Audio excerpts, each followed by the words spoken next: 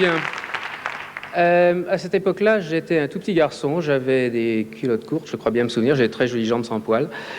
Et j'allais pour la première fois au TNP. Et c'était une matinée classique, ça venait de commencer. Et soudain, je suis pris de panique, je crois que le balcon tombe ou qu'il y a un incendie.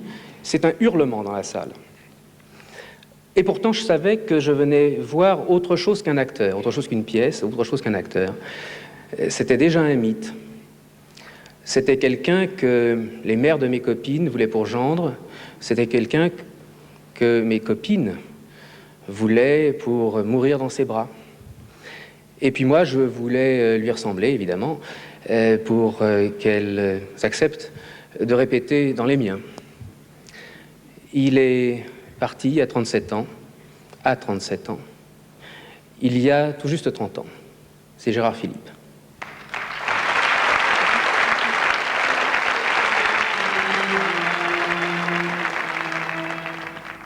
C'est souvent comme ça qu'on commence d'aimer.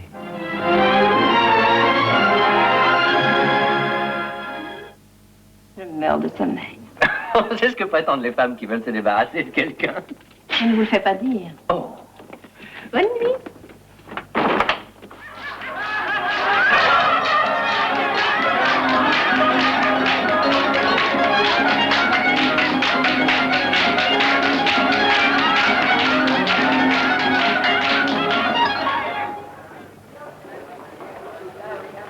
Je n'ai pas le droit, je n'ai plus le droit.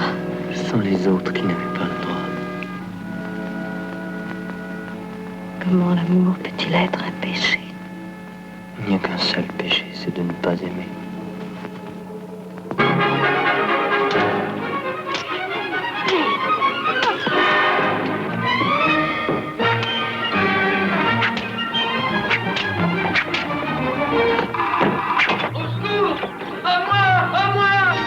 Regarde où on arrive! Surtout ne t'arrête pas! Fonce dedans!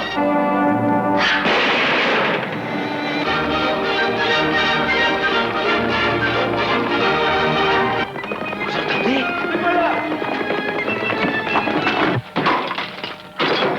Conclusion, attendu que vous êtes bête et méchant, et que je désire procurer à la dame qui nous occupe un peu de liberté, je me vois dans l'obligation de vous mettre au lit pour quelques semaines. Et recevez par-dessus le marché la bénédiction des petits curés. Un soldat français ne se cache pas. Voici nos troupes. Je dois reprendre le combat. Quand nous reverrons-nous? Et là? Je saurai te retrouver. Adieu. Qu'un homme est heureux de vivre des heures pareilles. Oh, quelle belle époque. Et qui te parle de rêve? Tu as réellement fait de l'or? Tu as réellement désiré la princesse? Et tu es réellement le chevalier Henri? Alors? Et pourquoi suis-je ici? Parce que je viens de t'y transporter moi-même. Ne te fâche pas. Tu m'as dit que toutes mes ruses étaient de bonne guerre.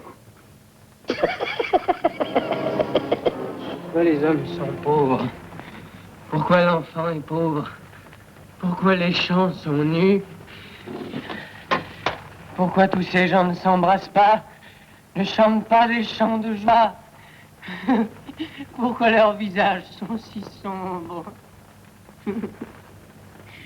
Pourquoi ne donne-t-on rien à l'enfant?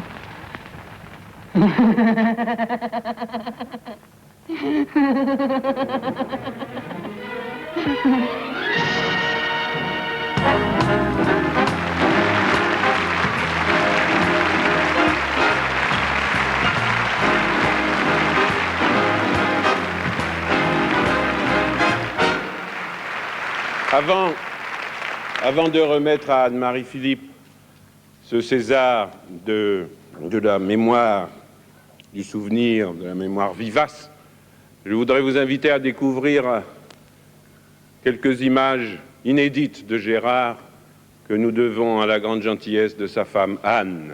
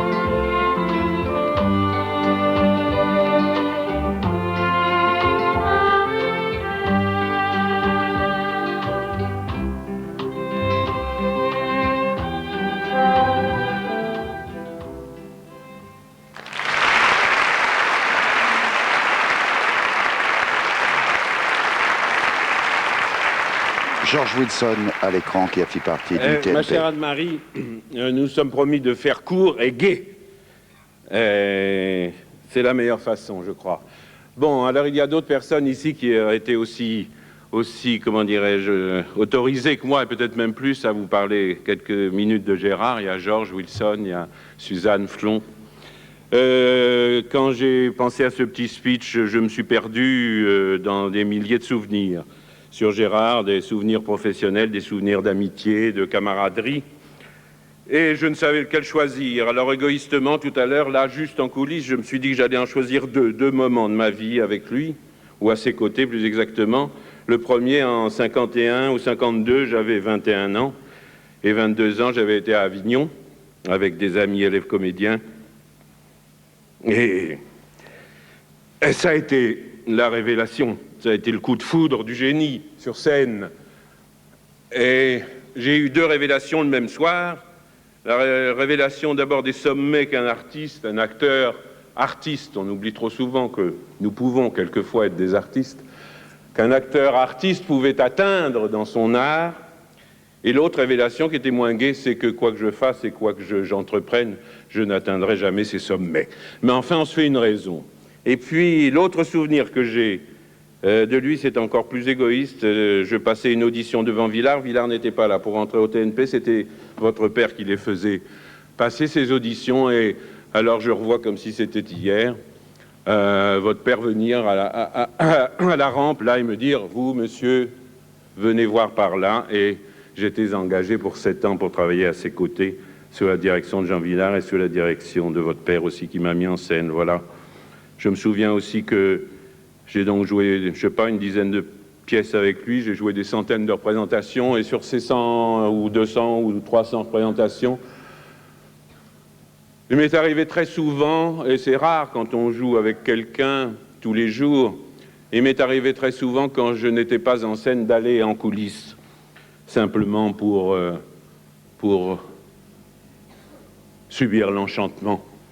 Voilà, Anne-Marie, si vous voulez bien venir.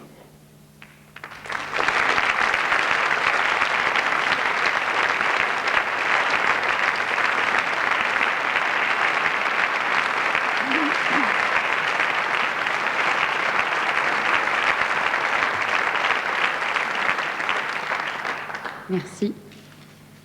Il a mis des lunettes noires, il se cache. Oui, c'est mieux. Ah. Je casse tout. Écoutez, je suis très heureuse et très fière, bien sûr, de recevoir ce César pour mon père. Philippe a parlé de joie et de bonheur. Plutôt qu'un hommage, je préférerais qu'on parle de fête. Et que nous nous réjouissions qu'il soit toujours aussi présent, chez les jeunes aussi, ce qui est rare. Il n'y a pas tant de comédiens qui soient restés à ce point. Et pour cette vie sociale importante qu'il a eue, ce rôle très important du SFA, je pense au SFA, à la convention collective, et je sais de quoi je parle, je tourne en Italie en ce moment, il n'y a pas de convention collective, on bosse 19 heures par jour.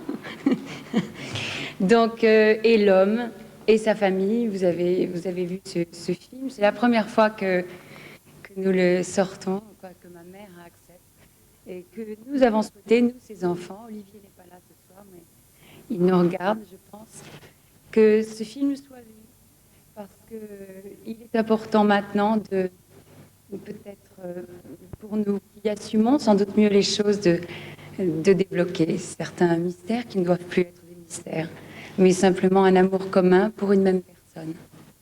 Je vous embrasse et merci.